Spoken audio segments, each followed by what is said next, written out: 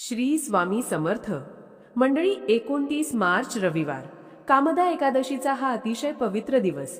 या दिवशी गायीला अन्नदान करणं अत्यंत शुभ मानलं जातं, कारण आपल्या धर्मानुसार गायीमध्ये सर्व देवतांचा वास असतो.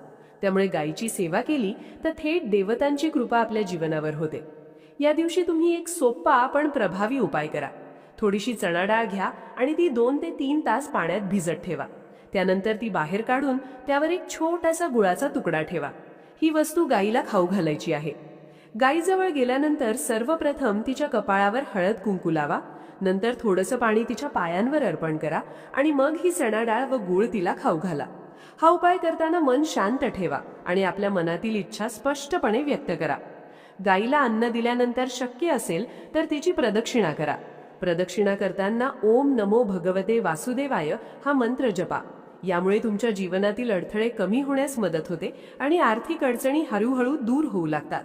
आता यानंतर कामदा एकादशीच्या दिवशी घरासाठी एक महत्त्वाचा उपाय करायचा आहे.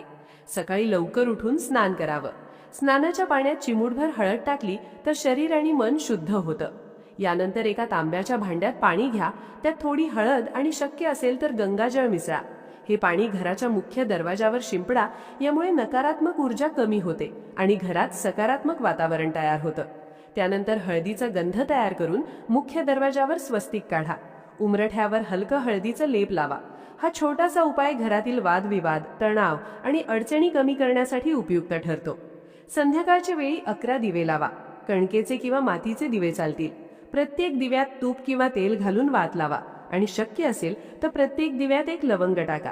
हे दिवे मुख्य दरवाजाजवळ किंवा देवासमोर लावले तर घरात सुख समृद्धी वाढते.